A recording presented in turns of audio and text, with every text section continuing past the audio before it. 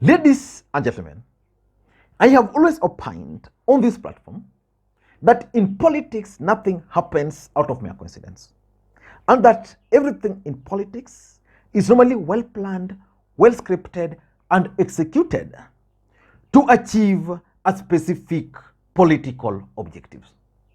Nothing happens in politics just for the sake of it. Rigathi Gachagua, who is the Deputy President of the Republic of Kenya, yesterday launched an attack on Johnson Sakaja, the governor of Nairobi. And because in politics nothing happens out of mere coincidence, in this video, I want to unmask for you guys the real truth behind Rigathi Gachagua's attacks on Johnson Sakaja. Because those attacks are not directed at Johnson Sakaja as a person. Rigathi Gachagua is launching political war with William Samoei Arap Ruto. So I want you to grab some popcorns and spare a few minutes as I explain to you guys the real truth why Rigathi Gachagua attacked Johnson Sakaja. Before we do that, in case you are watching the channel for the first time, please take a second or two, click that subscribe button so that next time we produce a video like this, YouTube will automatically notify you. What we do on this platform is that we analyze politics in a way you can't find any other place. Like, I know what I'm about to unmask here, nobody has dared. So just press that subscribe button. YouTube will notify you next time we produce another video. And to the subscribers, I want to continue thanking you guys for your continued support.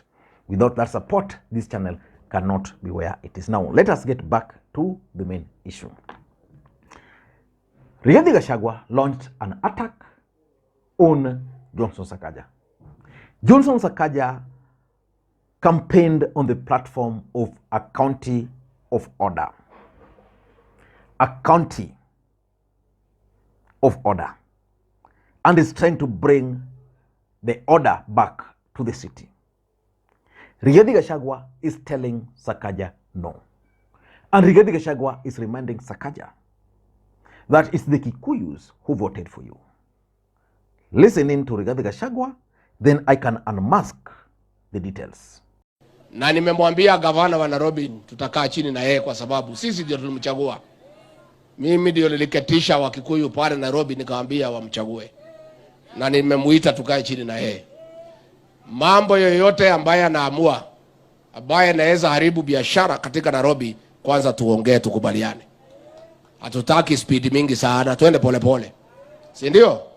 Hiyo maneno ati ya kutoa matatu nini, hiyo maneno haiwezekani. Sitaki tuanze kusumbua wafanyabiashara. Na mimi nampongeza governor wetu Susan Keheka.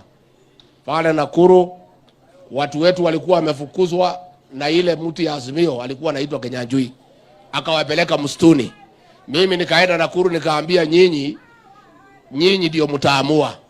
Huyu gavana alipeleka nyinyi msituni, mfukuze yeye kama gavana, mpeleke yeye msituni, nyinyi mtoke msituni mrudi town. Si ndio watu wa Nakuru walifanya? Si ndio walifanya? Now, that's Rigathi Gachagua. Let us face the reality.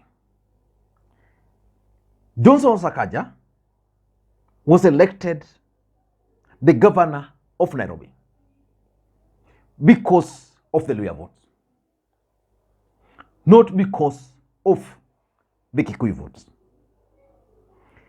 If it were a matter of Kikuyu votes, Sakaja would not have made it to the governor. That is the truth. Just like Mike Mbuvi Sonko was not elected as the governor for Nairobi because of the Kikuyu votes. The Kikuyu votes were not enough. Sonko was elected in Nairobi because of the Kamba votes. Kamba votes made the difference for Sonko. Luhya votes, or maybe ODM votes, who rebelled after Wanyonyi was shortchanged, made the difference for Sakaja. But Rigathi Gachagua believes very strongly that it's the Kikuyu votes. So I listened very closely and paid attention to Rigathi Gachagua. And I think and believe very strongly that Rigathi Gachagua made those statements because of these 5 reasons. Number one, Rigathi Gachagua has serious beefs with William Samoei Arap Ruto. And he found an opportunity to express the beef. For example, when Johnson Sakaja launched the ban on nightclubs, William Ruto came out very strongly and supported Johnson Sakaja. I've never heard Rigathi Gachagua talk. Rigathi Gachagua, I'm told, even by that time, believed very strongly that the people who were being targeted by that move were the Kikuyus, who are being punished by William Samoei Arap Ruto. Now, the matatu industry is a mess in the city. Every governor campaigned on a platform of changing the matatu industry or putting it in order. Personally, I don't understand why that's a problem to Rigathi Gachagua. I want to explain to you, using this video, that Rigathi Gachagua has beef with Ruto supporting Sakaja. Listening to Ruto supporting Sakaja's ban on nightclubs. Just to assure my young brother Sakala of Nairobi that please keep the noise away from our children. You have our support in ensuring that our city, I know I have discussed with you this before, and you have my support in ensuring that we reorganize the city, we make the city work for all the city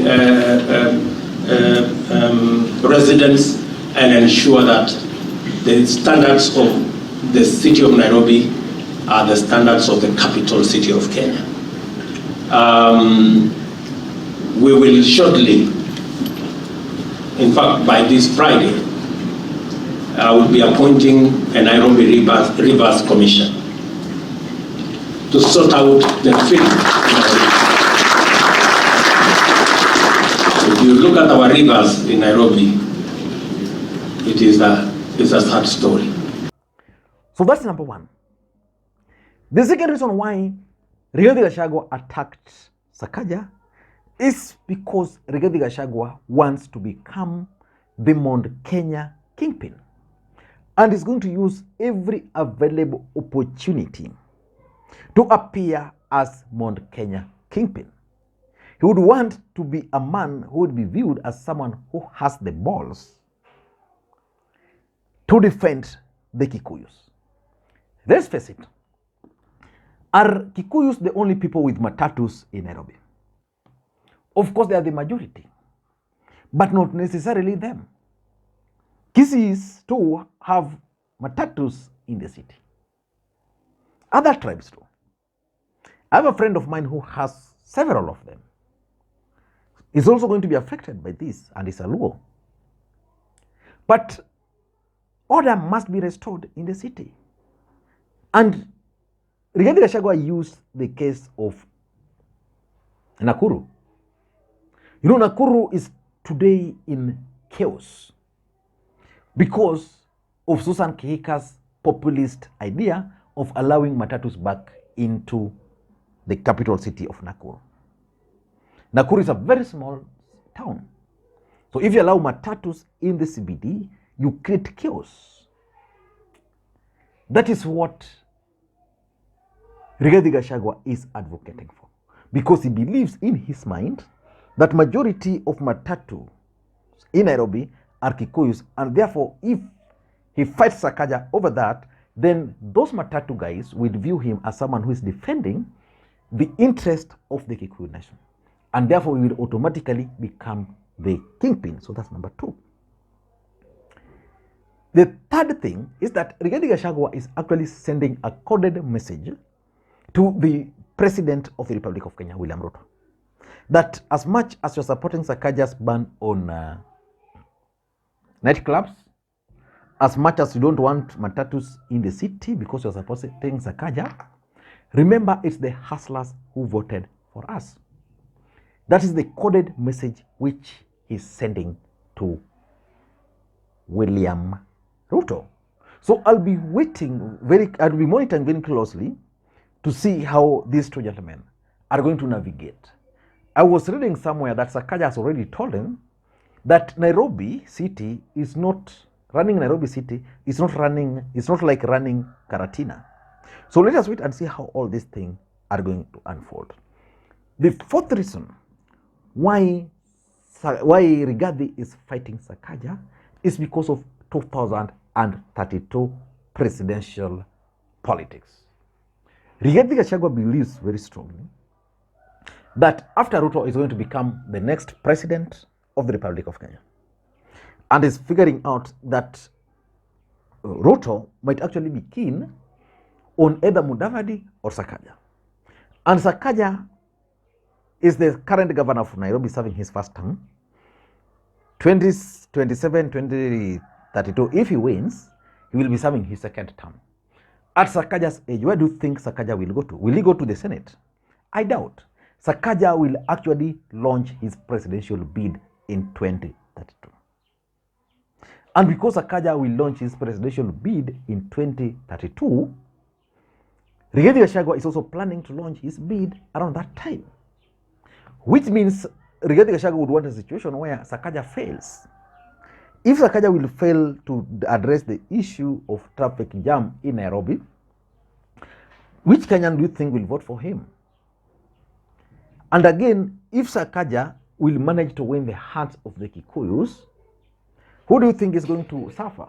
Rigathi Gachagua. And that's why Rigathi Gachagua is currently trying to create that wedge between Sakala and the Matatu industry, and not that, specifically the Kikuyu nation. Tomorrow, because Rigathi Gachagua is G, he will speak his mind and he will tell Sakala that you are targeting the Kikuyu nation. You are targeting Kikuyu businessmen and women in the city. And the way I know, most of the Kikuyu nation will start buying that.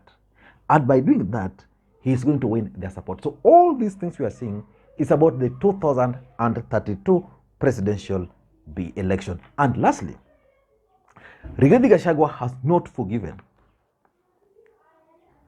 Johnson Sakaja, because Johnson Sakaja appointed Raila Odinga as allies, as ministers or CEC members of the Nairobi County Assembly. One of Raila Odinga's personal assistant, the trusted Ibrahim Auma, was appointed as a minister in Nairobi. Rosemary Keriki, one of the closest allies of Raila Odinga, was also appointed as a minister in Nairobi.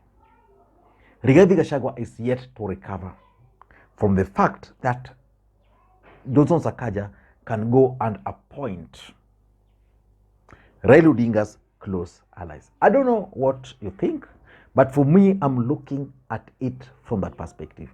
Let me just add for you something which might also shock you. There's been the talks that Raila and Ruto might actually go for soft hands. Yeah, soft handshake.